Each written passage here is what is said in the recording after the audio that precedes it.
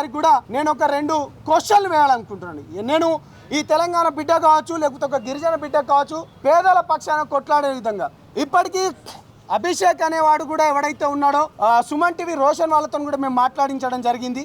అభిషేక్ అనే వ్యక్తి కూడా టీఆర్ఎస్ పార్టీకి సంబంధించిన వ్యక్తి, బాలాజీ అనేటైన కూడా టీఆర్ఎస్ సంబంధించిన వ్యక్తి, అదేవిధంగా మధు కూడా టీఆర్ఎస్ పార్టీ నుంచి పోటీ చేద్దామని వాళ్ళు కూడా టీఆర్ఎస్ పార్టీకి సంబంధించిన వ్యక్తి. నేను ఒక ఇంటర్వ్యూలో ఒక వ్యక్తితో మాట్లాడించేటప్పుడు కేటీఆర్ గారు కూడా అన్నారట, పూర్తి సమాచారం నేను తెప్పించుకుంటా అని కూడా చెప్పినట. అన్నా కేటీఆర్ అన్న, మనం అందరం కలిసి ఉద్యమాలు చేసినాం, ఈ బిడ్డలు మీకు ఓట్లేసిన లంబాడి గిరిజన బిడ్డలు ఇవాళ మీకు ఓట్లేసిన వీళ్ళు సాక్షాత్తు కేసీఆర్ గారే చెప్పిండ్రు, ఇవాళ వీళ్ళ పక్షాన మీరు ఎందుకు నిలబడట్లేదు?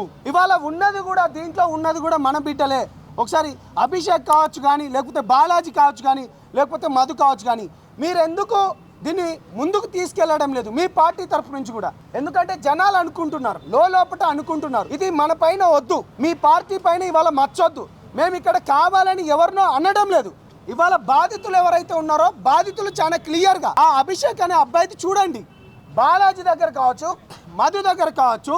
ఈ విధంగా నేను ఇంకొకటి ముఖ్య విషయం చెప్తున్నాను, సూర్యాపేటలో కూర్చొని బాలాజీని దగ్గర పెట్టుకొని సెటిల్మెంట్ చేస్తున్న వ్యక్తి కూడా ఇవాళ మీరు తెలుసుకోండి ఎవరనేది, అని ఏ పార్టీకి అనేది ఆయన సంబంధించి తెలుసుకోండి. బాధితులకు మాత్రమే న్యాయం జరగాలి, మేము ఇక్కడ ఎవరిని టార్గెట్ చేయడం లేదు.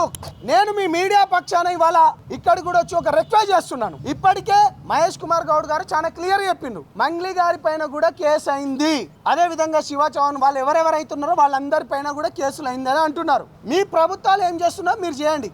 మేము ఒకటే ఈ వేదిక తరపు నుంచి మేము మళ్ళీ చెప్తున్నాము, ప్రాణాలు పోతున్నాయి, చాలా మంది పేద బిడ్డలై ప్రాణాలు పోతున్నాయి. నేను మంగ్లీ గారికి ఒక రిక్వెస్ట్ చేస్తున్నాను, అదేవిధంగా గిరిజన సంఘ నాయకులకు ఎవరైతే నాకు ఎవరైతే కాల్ చేసిండ్రో నా పెద్ద మనుషులకు కూడా భాయ్ బియాన సేన్ రామ్ రామ్, నేను మీకు కూడా ఒకటి రిక్వెస్ట్ చేస్తున్నాను. పేద బిడ్డల దగ్గర నుంచి వచ్చిన డబ్బులన్నీ మిస్యూజ్ అయిపోయి వాళ్ళందరూ చావులకు దగ్గర అవుతున్నారు. నిజంగానే మనం కూర్చొని మంగ్లీ అక్కకు నేను స్వాగతిస్తున్నాం, మంగ్లీ అక్క నువ్వు రా, నువ్వు మా బిడ్డవి, నువ్వు మా దగ్గర ఉన్నా అని. వాళ్ళతో మాకు సంబంధం లేదనుకున్న ఫోటోలు తీసినాం, వీడియోలు తీసినాం, ఒకటే ఫోటో అన్న కాడ మిరపతోట ఫోటోలు కూడా తీసినాం, మీ ఇంట్లో మధుగాడు వచ్చింది కూడా తీసేద్దాం, ఇవన్నీ పక్కన పెట్టేద్దాం.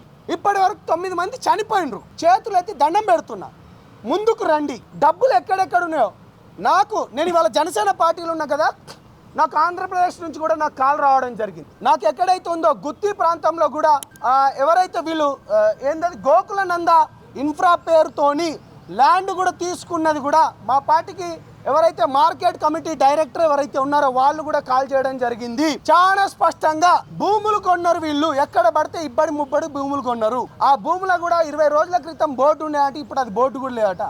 దయచేసి చేతులెత్తి నమస్కరిస్తున్నారు నా జాతి పెద్దలకు కావచ్చు కానీ నేను స్వాగతిస్తున్నాను. ఇక్కడ మాకు ఎటువంటి లేదు, మంగ్లీ గారికి మేము స్వాగతిస్తున్నాం. మీరు ఏమాత్రం గత జరిగిపోయినది పేద ప్రజల పక్షాన మీరు న్యాయం చేద్దామంటే రండి, కూర్చుందాం, మాట్లాడదాం. జరిగింది ఏదో జరిగిపోయింది, వీళ్ళకి న్యాయం జరగడానికి మేము ముందుంటామని మీరు వస్తే మీతో కలిసి మనం ముందుకు నడతాం. వీళ్ళకి సత్వర న్యాయం జరగాలని కోరుకుంటున్నానండి.